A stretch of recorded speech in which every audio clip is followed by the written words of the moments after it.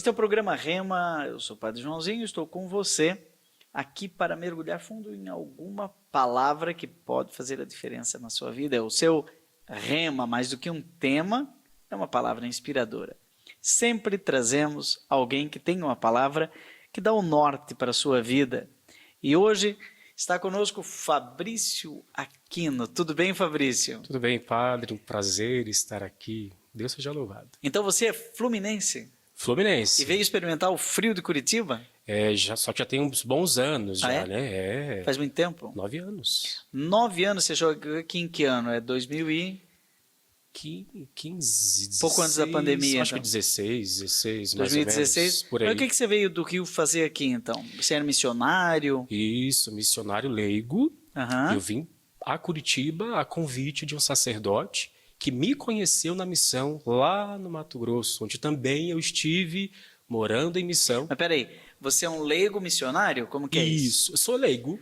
Aham. Né? Casado? Não, solteiro. Porém, como todo batizado, é missionário. Né? E como você sentiu esse chamado? Porque não é muito comum, não é?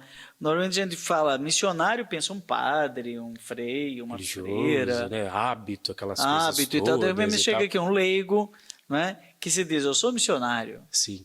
Eu sempre costumo dizer que, como a igreja nos ensina, todo batizado traz em si a essência missionária, né?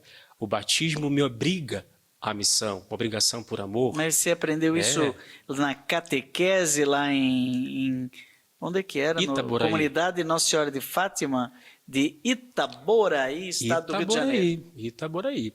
É Na norte verdade, Fluminense, o que é? É região metropolitana, ao lado de São Gonçalo. Ao lado de São Gonçalo. Atravessou a ponte Rio-Niterói, né? Niterói, São Gonçalo, Itaboraí. Então, beleza. Ali ainda não é região dos lagos, né? Não, é caminho. Caminho, porque a região dos lagos daí vai ser lá a região de... Como é que é o nome daquela cidade? Arraial do Cabo. Não, mais adiante. Cabo Frio, Búzios. Búzios não. É a região dos lagos, lá onde que tem o Dom Roberto. Daqui a pouco eu vou me lembrar. Uhum. E eu já estive muitas vezes. Sim, sim. Campos dos Goitacazes. É outra região. Não é Lagos? Não. Ah, lá não é Lagos. Lagos. Não é Lagos. Natividade. Olha, já ouvi falar, mas nunca fui, nunca estive. Então, lá em Nossa Senhora de Fátima, era uma paróquia ou o que era? Uma comunidade eclesial que pertence à paróquia São Pedro Apóstolo, que fica em Itaboraí. Então, era na paróquia, mas a sua referência é a comunidade Nossa Senhora de Fátima. Sim, ali eu comecei a dar os meus primeiros passos na caminhada de fé. Quais foram, assim, o grande chamado? Eu venho de uma família muito católica, padre. Então, eu desde berço, por exemplo, hoje vindo aqui para falar de uma devoção tão profunda, já de berço, desde família, eu já bebia dessa, digamos assim, espiritualidade mariana, né? Os meus avós, a minha própria comunidade, a reza dos textos, a reza do texto, minha mãe. Como é que chama sua mãe? Maria da Penha, da Legião de Maria. Toda segunda-feira nós íamos ao famoso Cenáculo Mariano, aquele livrinho azul do Padre Gobi.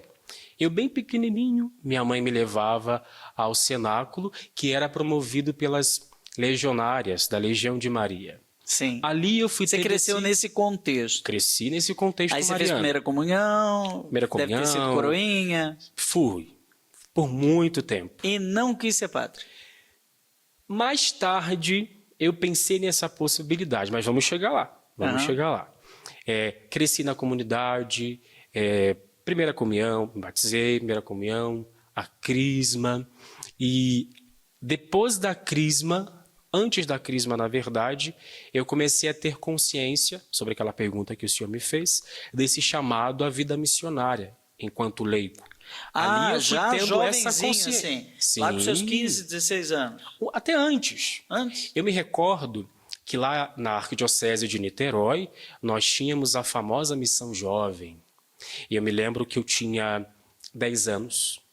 Aos meus 10 anos, eu participei, minha mãe deixou eu ir com uns seminaristas para uma missão jovem, aquela missão de casa em casa com os jovens. Muito típico da Legião de Maria, né? Sim. E participando dessa missão jovem... Você sabia que eu já fui da Legião de Maria? Não sabia. Aqui nesse lugar onde eu estou agora, era um seminário. Em 1979, esse lugar aqui, exatamente essa sala, era a sala onde a gente se reunia para as reuniões da Legião de Maria. Eu era membro auxiliar. Eu nunca fui escolhido, como é que chama o membro oficial? Que tem? Membro ativo. Membro ativo, nunca fui. Eu só fiquei rezando a catena. Eu fui ativo.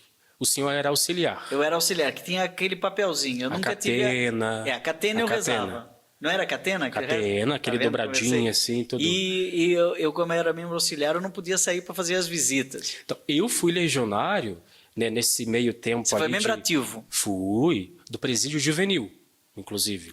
Gente, desculpa, Fabrício. Quando ele está falando que ele foi do presídio, não é que ele foi presidiário. Né? Ele não é de uma organização criminosa, né? É do presídio, que é uma das formas de organização da Legião de Maria, por o nome em latim, né?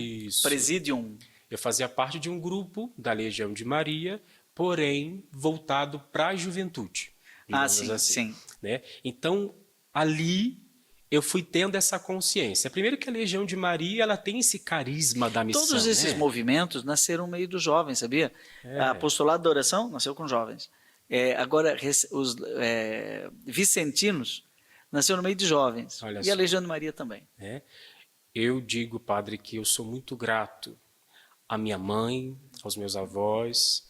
A minha mãe, principalmente, porque às segundas-feiras, quando eu só queria ir para fazer bagunça na casa dos outros, nos dias de cenáculo, eu ia.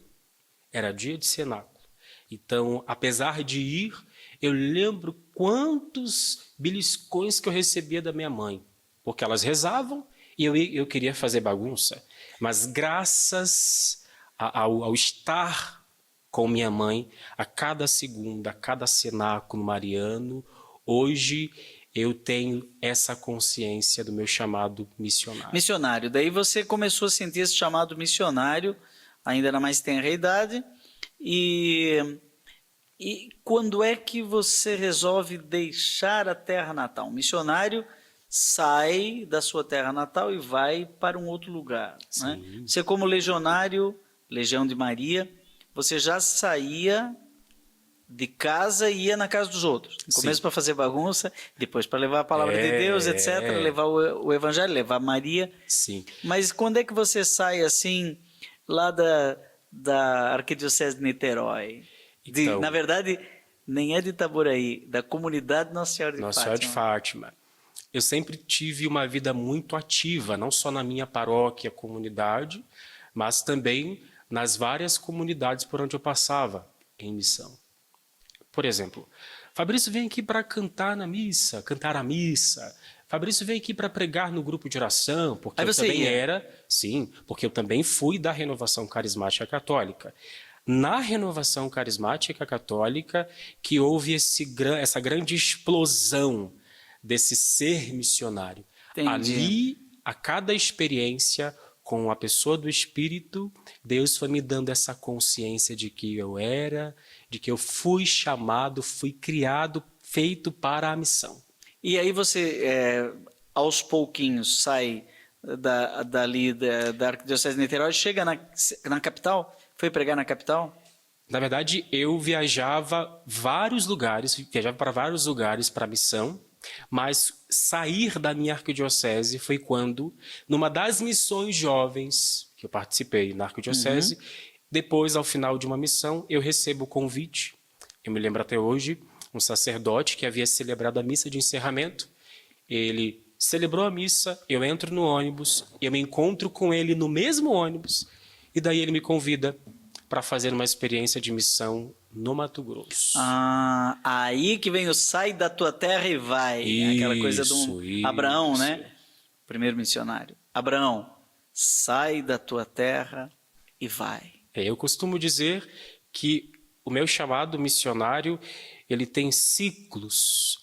Deus foi inaugurando ciclos nesse meu chamado. E a cada ciclo missionário eu fui tendo mais consciência desse Tá, chamado. mas deixa eu entender. Daí você era um missionário solitário? Sim, leigo. Sozinho? Porém, em 2009, quando eu recebo esse convite para fazer uma experiência de missão na nossa igreja, até então igreja irmã da Diocese de Barra do Garças, eu sou enviado pela arquidiocese. Eu vou ao deixa eu bispo. entender bem. Não é que você era missionário de si mesmo. Não. Você foi enviado pela igreja. Isso. A arquidiocese de Niterói tinha um relacionamento de igreja irmã com Barra do Garças, no Mato Grosso. Isso mesmo. Aí você é enviado como missionário pela arquidiocese. Quem era o arcebispo? Dom Alano. Dom Alano Maria Pena, se eu não me engano. já é depois de Dom Carlos Alberto Navarro, né? Você conheceu? Não, Dom Carlos não.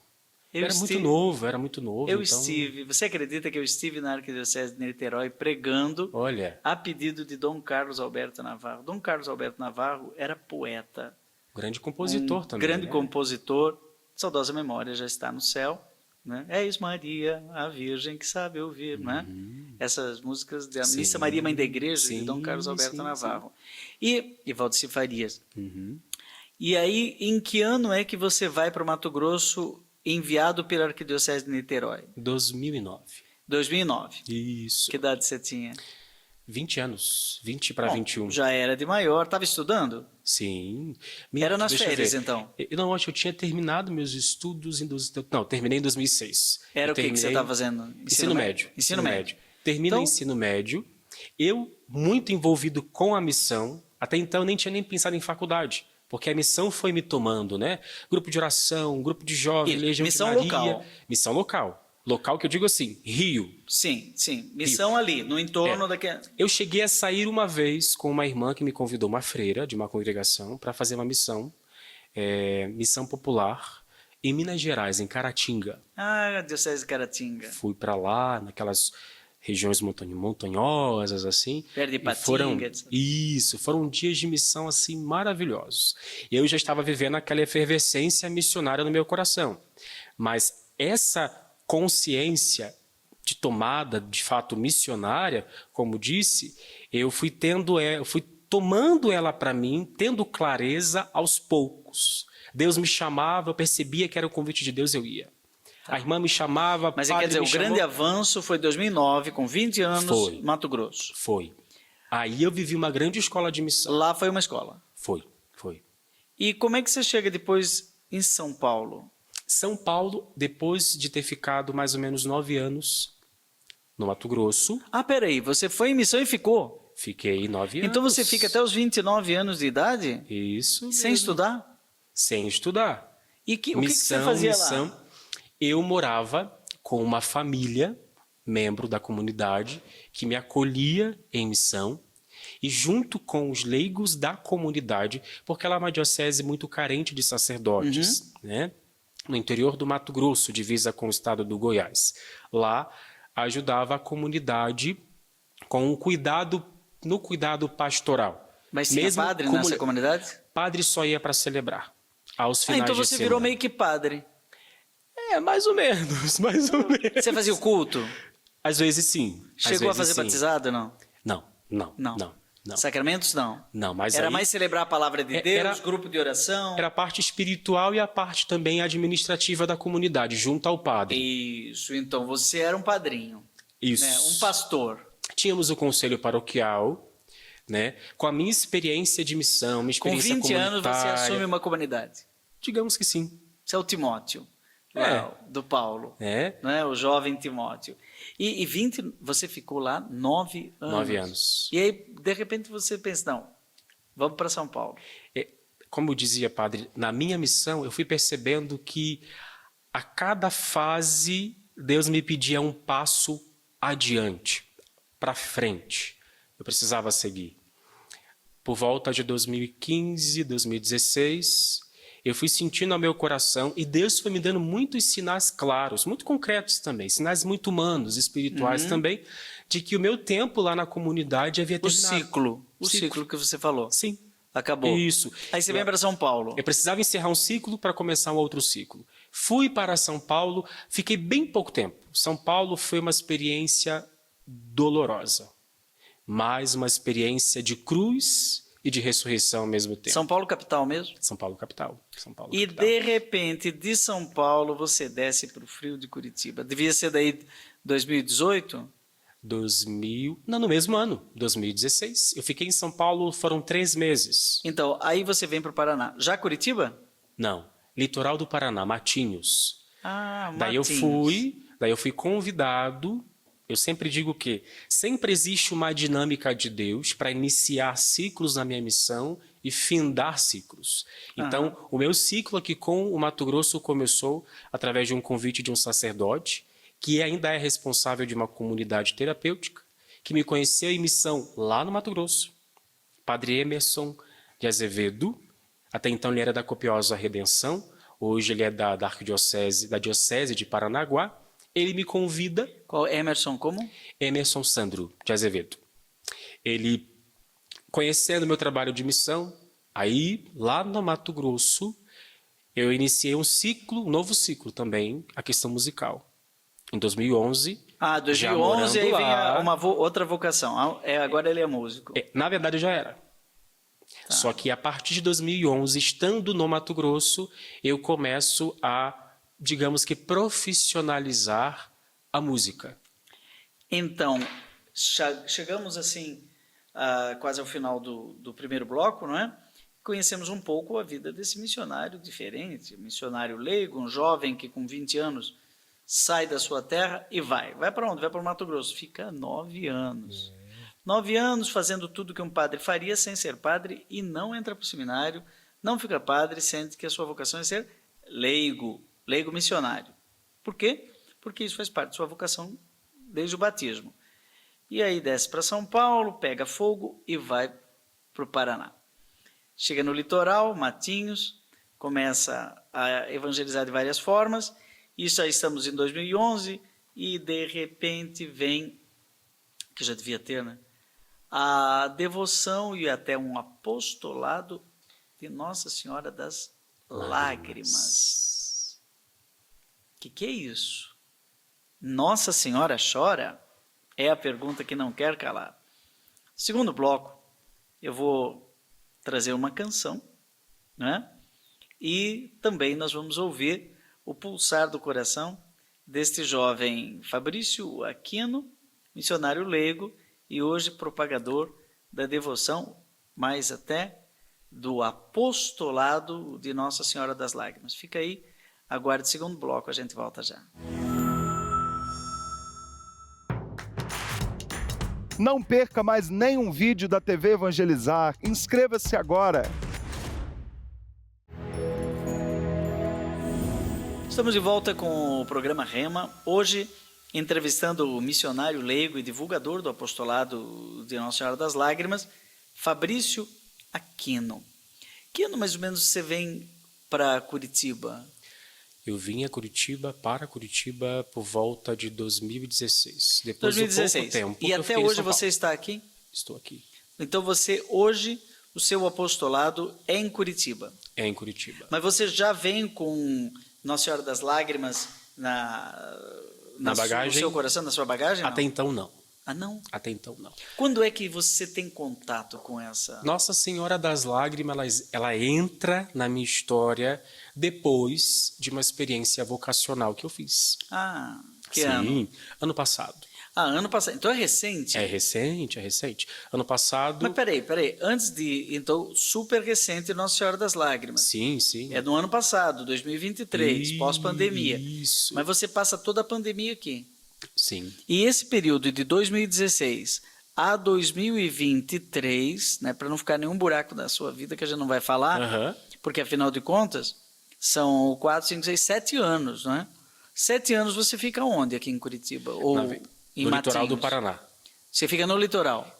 Eu trabalhei numa comunidade terapêutica como voluntário. Lá do Padre Emerson Azevedo. Isso, morei com ele trabalhando na comunidade, na parte espiritual, 4 anos. Ah, então 2016 a 2020. Isso. Passou a pandemia lá? Passei. Depois desses 4 anos, eu continuo... Foi um tempo difícil ali, pandemia, preso. Continuo na cidade, morando com 2 amigas senhoras que eu as conheci na comunidade terapêutica. Elas frequentavam, trabalhavam conosco lá, me convidam para continuar no litoral com a minha missão, porque sempre por onde eu passo na minha missão enquanto leigo, que é importante frisar, que por mais que eu seja um missionário sozinho, eu sempre caminho com a igreja. Sim, então, a igreja local, né? Isso, a igreja local. Eu estive no Mato Grosso, eu tinha uma paróquia como referência. Estive em São Paulo, eu tinha uma paróquia como referência. Em Matinhos também foi assim depois que eu saí da comunidade onde eu era um voluntário. Então eu fui para a paróquia São Pedro Apóstolo. Ali fiquei 3 anos, trabalhando pastoralmente, ajudando nas 2 paróquias da cidade em missão, quando era convidado para formações, para encontros, e viajando também pelo Brasil por conta da parte musical e também a pregação, que também são 2 eixos de ação, né? Ok. 2 campos de ação.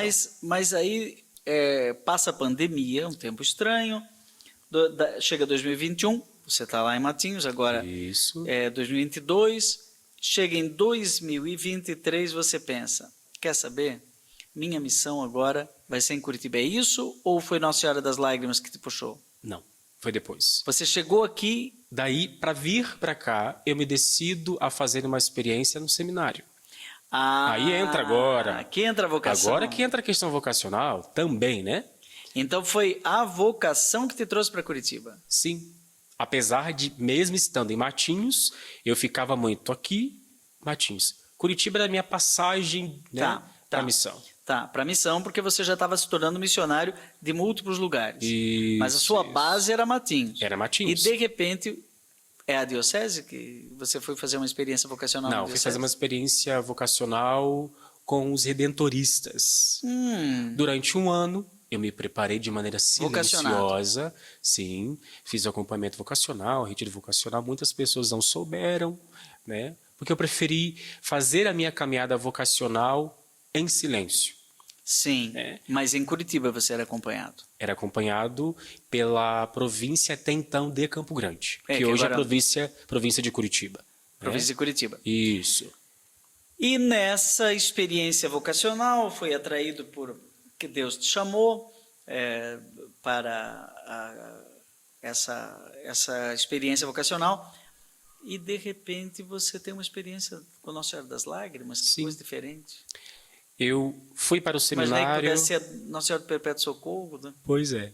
Eu fui para o seminário, fiz a minha experiência, porque eu senti ao coração, padre, que das tantas experiências que eu havia feito, eu precisava fazer uma experiência vocacional mais profunda, mais enraizada. Ok. Para amanhã dizer assim, poxa, eu nem dei um passo vocacional. Sim. Então, fiz a minha experiência, fiz o meu caminho de discernimento, saí, tomei essa decisão. Viu que não era para ser redentorista. Que não era para ser redentorista. Sou muito grato à congregação, por sinal, muito grato. A formação me ajudou muito, muito. Vi que não era esse caminho e aí volto para minha missão. Só que aí tem um porém. As coisas não estavam mais como eram. Os convites não chegavam mais. Também porque estávamos vivendo um tempo pós-pandemia, né? Sim. E eu lembro que eu sempre falo com o pessoal do apostolado que a minha oração pós-experiência seminário era: Senhor, dá-me missão. Mas, ao mesmo tempo, eu também passei por uma fase um pouco complicada, porque esses anos todos de missão, eu sempre vivi também da providência divina. Sempre estive morando com famílias que me acolheram, pessoas que me acolheram, padres que me acolheram e que me davam suporte para que eu pudesse me manter na minha missão. E o meu trabalho era a evangelização, digamos assim. Então, a música era a minha fonte também de renda e assim sucessivamente, né? Digamos assim.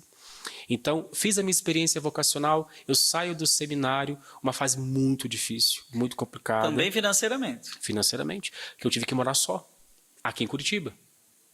Eu me decidi por morar sozinho. Eu até hoje falo que a sensação que eu tinha era como se tivesse me levado para um lugar desconhecido e haviam me deixado no meio da estrada. Aí dá para entender, porque você estava nas lágrimas. E aí você encontra uma Nossa Senhora chorando. Inclusive já no seminário, viu? As lágrimas já eram constantes e já era um sinal de que... Você estava na Salve Rainha, gemendo e chorando nesse vaso de Sim. lágrimas, em Curitiba. Sim, sim. Mas aí como é que é o seu encontro com Nossa Senhora das Lágrimas? Nossa Senhora das Lágrimas, ela vem como uma resposta de Deus à minha oração depois que eu saí do seminário. Eu pedia, Senhor, dai-me missão, mas eu preciso de um trabalho para poder me manter. Com o tempo, Deus me deu um trabalho, né, onde eu ainda trabalho com a congregação, né, eu consigo fazer redentoristas com os mesmos. Mas eu trabalho no Perpétuo Socorro, numa loja de artigos religiosos. Então quer dizer, você foi contratado? Não, eu sou diarista, eu não sou contratado. Né? Aqui em Curitiba a gente tem o costume de falar de taxas, né, como o pessoal chama, né? Então eu faço um trabalho lá, como uma diária, recebo uma diária. Com esse trabalho que eu consegui, em 1 ano e pouco eu consegui morar só e pagar meu aluguel. Através desse trabalho que eu consegui, que já era um trabalho que, enquanto seminarista, toda quarta-feira nós fazíamos, os seminaristas, lá no santuário. Entendi. Mas aí, onde é que entra Nossa Senhora das Lágrimas? Agora eu vou entrar. Como eu dizia, essa devoção entra como resposta de Deus. Lembra, padre, que eu dizia que eu pedia para Deus missão? Esse é um livro da Editora Santuário. Editora Santuário. Esse aqui, qual que é? Deixa eu ver. Esse aqui é Devocionário de Nossa Senhora das Lágrimas. O Devocionário de Nossa Senhora das Lágrimas. Isso. Escrito por Rita Elisa Seda. E esse aqui também é a biografia de Irmã Amália, vidente, da Editora Imaculada, né? Nossa Senhora das Lágrimas, padre, entra na minha vida como uma resposta àquela oração que eu havia feito. Senhor, me dá a missão. O livro é a terceira impressão de 2023. Sim. Depois de um momento de dor, de muita dificuldade para poder recomeçar na missão, eu fui pregar um retiro. Nesse retiro, eles estavam entregando uma espécie de terço. E quando eu olho, era a coroa de Nossa Senhora das Lágrimas. Uhum. Até então olhei, aquilo não me chamou atenção. Não chamou atenção? Não me chamou atenção. Eu já tinha visto algumas coisas sobre a devoção. Só que depois daquela entrega daquele presente, eu lembro que nós íamos para a adoração ao Santíssimo, me entregaram o presente, levei para casa, e aí algo me moveu a me debruçar sobre a devoção. E comecei a procurar material, comecei a ler, ouvir as palestras da Rita Elisa Seda, professor Rafael Tonon. São 2 historiadores que se aprofundam, estudam a devoção. A Rita, então, é uma pessoa assim com grande embasamento sobre a devoção. E aí entra a devoção à Nossa Senhora das Lágrimas. Na Catedral de Curitiba, eu começo um trabalho voluntário, pastoral, começo a tocar nas missas lá. Antes das missas, nós temos um momento de adoração. E ali eu comecei a motivar uma espécie de grupo de oração, rezando o terço da libertação. Durante um tempo, quando foi no final de 2023, depois da entrega daquele presente naquele retiro, eu senti no coração, algo me dizia assim, leve essa devoção para a catedral. Daí comecei a rezar a coroa das lágrimas na catedral, e aí tudo começou. A partir do primeiro momento, eu iria começar em 2024, esse ano. Mas meu coração ficou inquieto, eu precisava, algo me movia a levar essa devoção para a catedral. Começamos a rezar e muitas pessoas foram se achegando, e aí fui conversar com o responsável, o padre da catedral, o padre Marcos, muito querido. Fundamos o apostolado de Nossa Senhora das Lágrimas, que hoje, com quase 1 ano de caminhada, eu vejo que esse apostolado, essa devoção, que é um imã de misericórdia, como disse Jesus para a irmã Amália, de fato, Deus se utilizou e tem se utilizado dessa devoção para usar de misericórdia comigo. Nós vamos conhecer melhor no segundo bloco a devoção de Nossa Senhora das Lágrimas, que eu estou muito curioso, não é? Sabendo que tem um livro publicado pela Editora Santuário, não é? Com a direção editorial, inclusive, do do Padre Fábio Evaristo da Silva. Eu sei a seriedade dos redentoristas, né? Sim, sim. Em relação àquilo que publicam com a chancela da editora Santuário. Agora um livro de fôlego da mesma autora, Rita Elisa Seda. Ela é da onde? Rita Elisa Seda é de São José dos Campos, São Paulo. Ah, ela é de São José dos Campos. Muito bem. Isso. E aqui tem uma cronologia da irmã Amália, porque ela é a que teve essa inspiração espiritual, não é? Ou essa experiência espiritual Isso. de Nossa Senhora das Lágrimas. E eu estou lendo aqui que ela nasceu em 1901, de nome Amália Aguirre Queija, que é natural de Rios, na Galícia, Espanha. Galícia fala praticamente português, é o galego, né? É acima de Portugal, mas já é na Espanha, onde é a região de Santiago de Compostela. Sim, né? sim. É na Galícia. Bem próxima. Na Galícia, né, como dizem os espanhóis. Mas ela teve a experiência espiritual em Campinas. Na verdade, não. Não? Foi lá na Espanha? Na verdade, desde muito nova, a irmã Amália, essa primeira apóstola, digamos assim, das lágrimas de Nossa Senhora, ela já era uma alma mística, né? Tem um relato de que quando ela fez a sua primeira comunhão, ela relata lá em Riós, na Espanha. Ela relata que ao comungar o corpo do Senhor, ela vê Nosso Senhor. Jesus aparece para ela e ela inocentemente... Ela é uma vidente, era então. vidente. Uma menina muito simples, de pouco estudo. Quando ela comunga o corpo do Senhor, Jesus aparece para ela, só que ela age com tamanha naturalidade, ela pensava que todas as pessoas que quando comungavam, viam Jesus. Ela não tinha consciência dos dons místicos que ela estava recebendo de Deus. Então as suas experiências começaram já lá na sua adolescência. Porque eu estou lendo aqui que ela, com 15 anos de idade, vem para o Brasil. Seus pais já haviam vindo. Sim, os pais vieram primeiro. E ela ficou sendo cuidada pela avó. Isso, que inclusive tinha o mesmo nome. Amália. Amália. Justamente. Né? E aí ela fica lá. Ela na fica Espanha, com a avó. como a adolescente. Avó, isso. A sua avó falece. A família veio para cá, para o Brasil, por causa da gripe espanhola. É a influenza, né? É isso, a influenza. Eles vêm para cá, a irmã Amália fica cuidando da avó, a avó falece. A gente não tem noção do que foi a gripe espanhola. Levou milhares, não sei se milhão de pessoas, né? Sim, sim. E ela chega no Brasil em 1919. Isso. Ela vem para o Brasil. Seus pais primeiro vão para Salvador.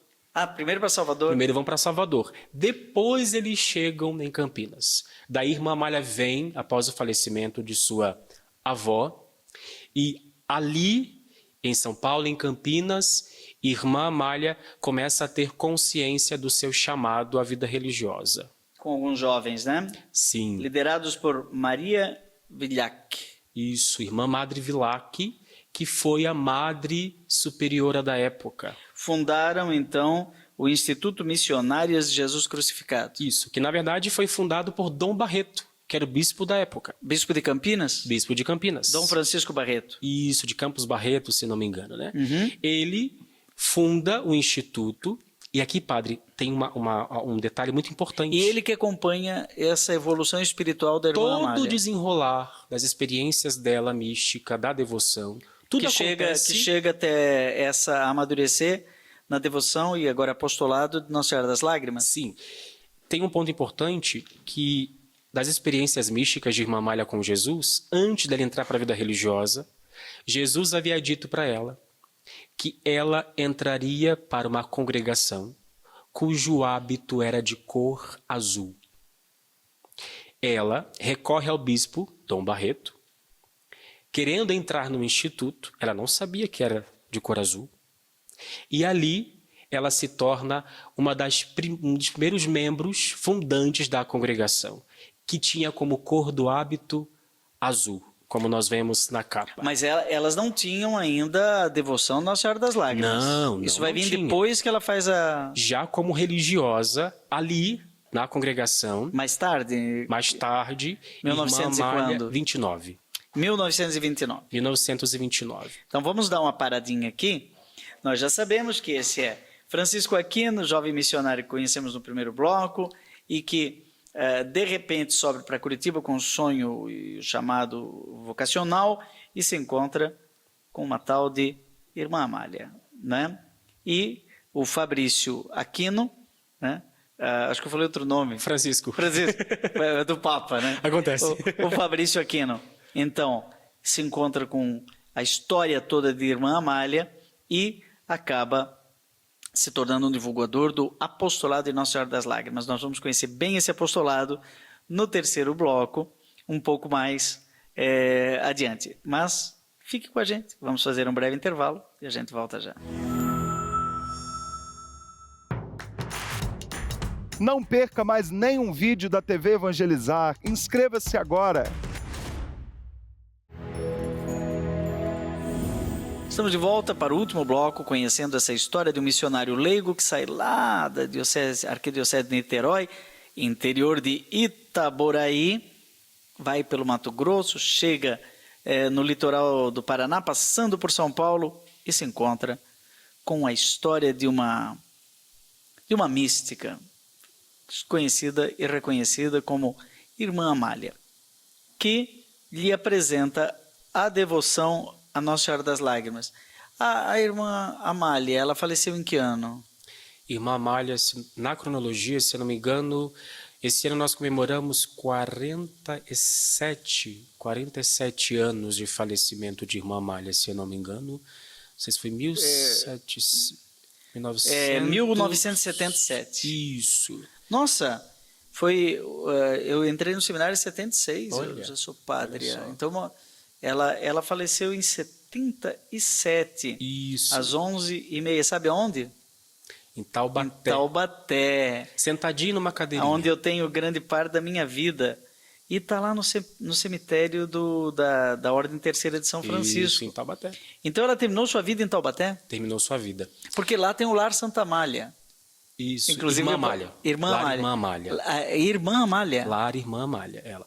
Mas tem a ver com ela? Tem a ver, porque Irmã Amália tinha um grande apreço pelo cuidado para com as crianças em situação de vulnerabilidade, né? Então, olha só quanta ignorância da minha parte. Eu passei grande parte da minha vida de padre em Taubaté. Hoje eu estou em São Paulo, mas ainda continuo dando aula na Faculdade de União em Taubaté e passo toda semana na frente do Lar Irmã Amália. Sempre chamei Lar Santa Amália. Na verdade, esse lar, padre, foi uma iniciativa dela. Que depois, mais adiante... Mas tem a ver com a congregação? Na verdade, houve um cisma na congregação, né? Mas antes de chegar nesse cisma, o senhor havia me perguntado o seguinte: quando começou aqui no Brasil as experiências, né? Quando começa a efervescência da devoção, né? Em 1929, já na congregação, Irmã Amália estava em casa, batem na porta, no dia 8 de novembro de 1929, o irmão da Madre Superiora bate na porta na casa-mãe para pedir socorro, pedir ajuda em oração, porque a sua esposa estava muito doente, praticamente morta. Ele bate a porta, a sua irmã, que era a Madre Vilac, atende a ele e pede oração. Irmã Madre Vilac, muito preocupada com a situação da sua cunhada, da sua parente, ela entra para o convento e, preocupada, partilha com as irmãs. Inclusive, partilhou com a Irmã Amália esse pedido de oração. E Irmã Amália, no dia 8 de novembro de 1929, por um impulso, ela vai à capela, muito preocupada com aquela mãe que estava muito doente. Ela se ajoelha no altar, abre os seus braços e, no ato heróico, Irmã Amália oferece a sua vida a Jesus em troca da vida daquela mãe. E ali na capela, Irmã Amália tem uma experiência mística com Nosso Senhor. Em Taubaté? Em Taubaté. Olha em Campinas. Em Campinas. Em Campinas. Em Campinas, na casa-mãe, na rua Benjamin Constant, que inclusive ainda a casa existe. Está fechada por conta do processo de tombamento histórico, mas ali na casa-mãe, Irmã Amália tem a primeira experiência dela, digamos assim, marcante para a devoção. Ela pergunta para Jesus o que ela poderia fazer. Naquela oferta de vida dela, em troca daquela mulher que estava doente, Jesus aparece para ela e diz: peça pelas lágrimas de minha mãe. Jesus ensina a irmã Amália a como pedir pelas lágrimas de sua mãe. Daí, Jesus ensina 2 jaculatórias para ela. Como pedir? Irmã Amália pergunta: mas como eu vou pedir? Jesus diz: reze assim. Parafraseando o que Jesus disse, conforme os documentos, os escritos de irmã Amália, Jesus disse: peça da seguinte maneira: reze, meu Jesus, ouvi nossos rogos pelas lágrimas de vossa Mãe Santíssima. E em seguida Jesus ensinou uma outra ejaculatória: meu Jesus, ouvi nossos rogos pelas lágrimas de vossa Mãe Santíssima. Vede, meu Jesus, que são as lágrimas aquela que mais os amou na terra e que mais os ama no céu. Ali, Jesus ensina a irmã Amália a como rezar, a como pedir pelas lágrimas de sua mãe. E neste mesmo dia, Jesus fala que, mais tarde, a mãe dele iria entregar ao Instituto uma grande herança espiritual. E aí nós partimos para um outro momento. 4 meses depois, no dia 8 de março de 1930, irmã Amália estava na capela rezando. De repente, ela vê ao seu lado uma mulher em Campinas, na casa-mãe, na mesma casa. Ela vê uma mulher que flutuava, estava sob as nuvens, trajada com um manto azul, túnica lilás e um véu branco que passava sobre o peito, e nas suas mãos aquela mulher trazia uma espécie de terço, o qual ela mesma, Nossa Senhora, chamou de coroa de minhas lágrimas, coroa das lágrimas.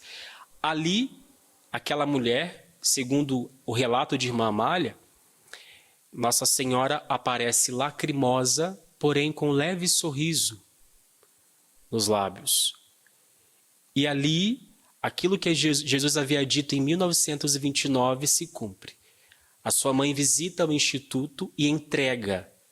Irmã Amália relata nos seus escritos que Nossa Senhora, trazendo aquela coroa branca que brilhava, mais branca que a cor da neve, brilhava como o sol, Nossa Senhora entrega à irmã Amália a coroa das lágrimas, como uma grande herança ao Instituto. E ali começa a grande devoção Nossa Senhora das Lágrimas. Começa entre as religiosas? Entre as religiosas. Depois se espalha pelos leigos? Sim.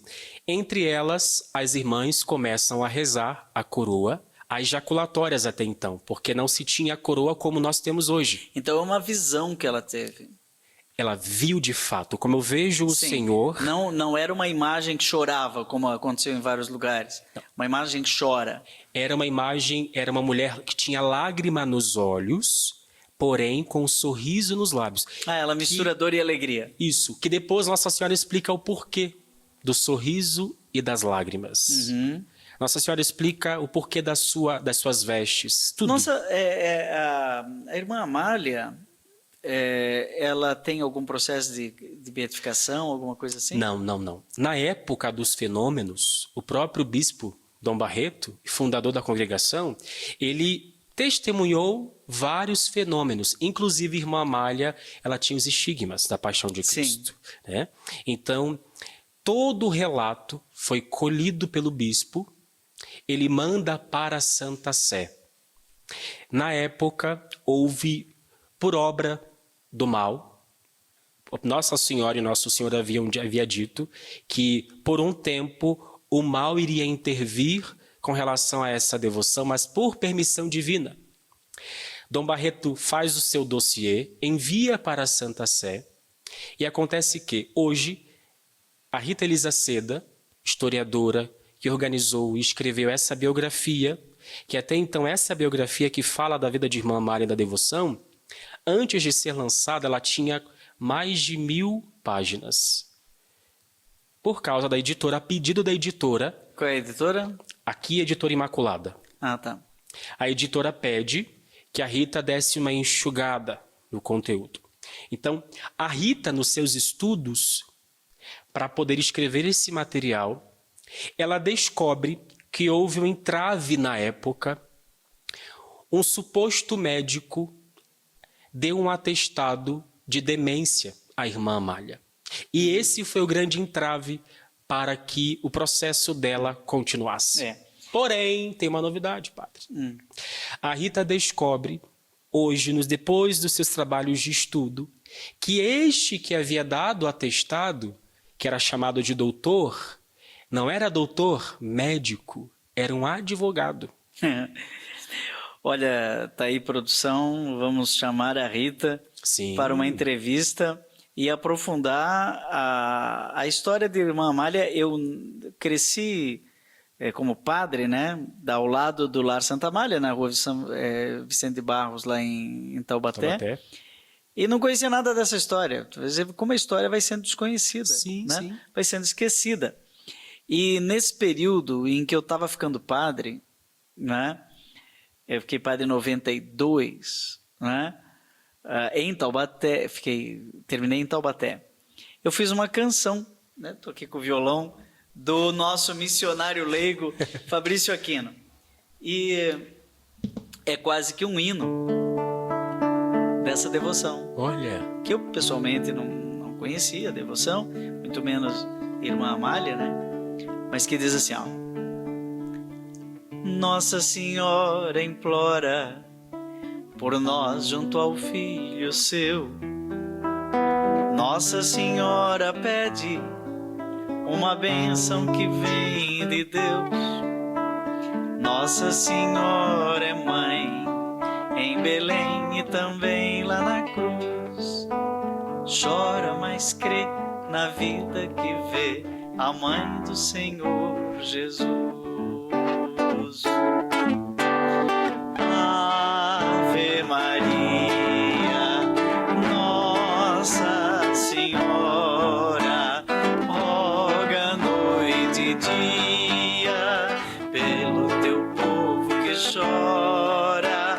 Roga noite e dia pelo teu povo que chora. Nossa Senhora implora ao mundo que esquece Deus. Nossa Senhora pede com carinho aos filhos seus. Rezem com devoção a oração que meu filho ensinou. Sejam fiéis na vida e na cruz ao nosso Senhor Jesus.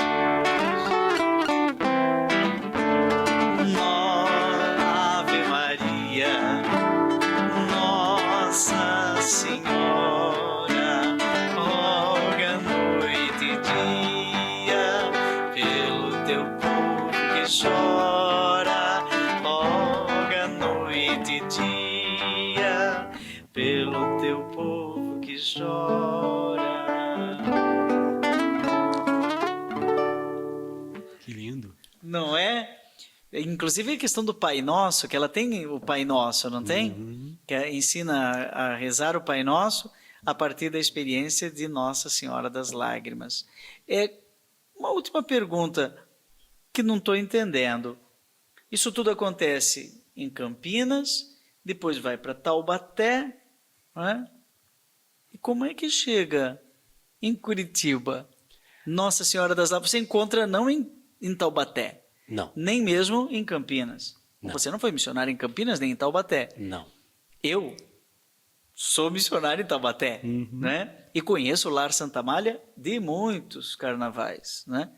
Mas como é que ela chega em Curitiba?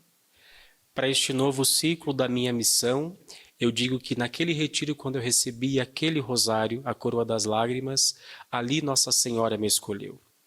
O Senhor havia perguntado, daí as irmãs começaram a rezar? Rezaram, começavam a rezar. O próprio Dom Barreto começou a divulgar, ele deu imprimatur para a devoção a Nossa Senhora das Lágrimas na época. Ele foi um grande propagador na Europa, as irmãs aqui no Brasil, em muitos países fora do Brasil a devoção foi se expandindo, se expandindo. Nesses tempos em que vivemos, principalmente na época da pandemia, houve uma grande retomada espontânea dessa devoção. Muitos estados, muitas paróquias, comunidades voltam a redescobrir a riqueza dessa devoção, como aconteceu aqui conosco, através de redes sociais, YouTube. Então não tem uma paróquia Nossa Senhora das Lágrimas. Hoje existe, eu tenho conhecimento de uma comunidade eclesial que pertence a uma paróquia, a primeira paróquia dedicada à comunidade, dedicada a Nossa Senhora das Lágrimas em Brasília. É a que eu tenho conhecimento, a princípio. Uma paróquia ainda não temos. Não temos. Mas Então, o apostolado já está constituído. o apostolado, enquanto organismo da igreja, ainda não. Aqui em Curitiba, nós somos um grupo de fiéis leigos, engajados nas suas paróquias, que acreditamos nesta devoção, provamos dos frutos desta devoção, que nos foi dada em caráter privado. Ninguém é obrigado a acreditar. Na igreja não afirma, acreditem nisso e pronto. Não. Então nós cremos e propagamos, evangelizamos com a igreja, é que é importante dizer, padre, nós estamos com a igreja. E o nosso trabalho aqui em Curitiba começa a partir da minha experiência, e eu levo a minha experiência para a catedral. Ali na catedral pessoas se identificam, fundamos o apostolado e continuamos e estamos evangelizando. Então nós estamos nos últimos 3 minutos. Quero lhe dizer, Fabrício, que é muito oportuna essa nossa conversa, até para que eu possa olhar com outro olhar sobre o lar, Irmã Amália, né? Irmã Amália.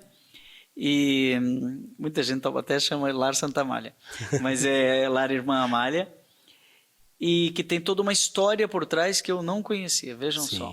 Não é? E dizer também que você está convidado a participar de um curso que na Faculdade Uniana estamos promovendo. Eu sou um dos promotores junto com a Associação Brasileira de Mariologia, da qual eu sou tesoureiro, não é? Também pela Faculdade de Uniana, um curso de extensão online sobre aparições marianas, da experiência espiritual ao discernimento pastoral. Não é?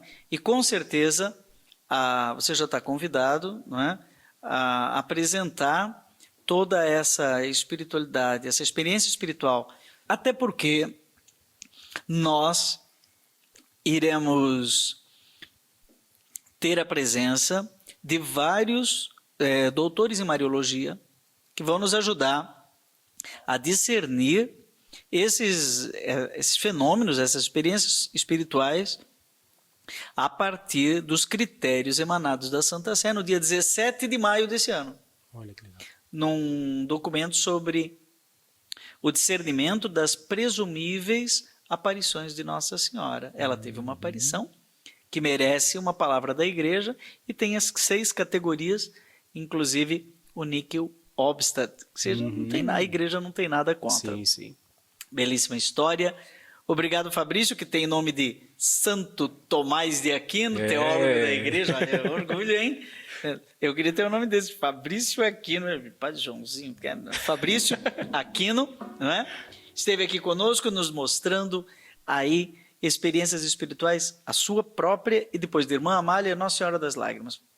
Um programa riquíssimo, com certeza vai ficar no seu coração. Fique atento para a divulgação, aqui já vai aparecer no GC, a divulgação do nosso curso de extensão para você que quer mergulhar mais fundo no discernimento espiritual das experiências espirituais, inclusive de visões e aparições. A igreja tem uma palavra a dizer sobre isso. Que Nossa Senhora Aparecida, de Fátima, de Lourdes e também das lágrimas e dos sorrisos, interceda por nós. Padre Manzotti, é com você agora com a sua experiência de Deus.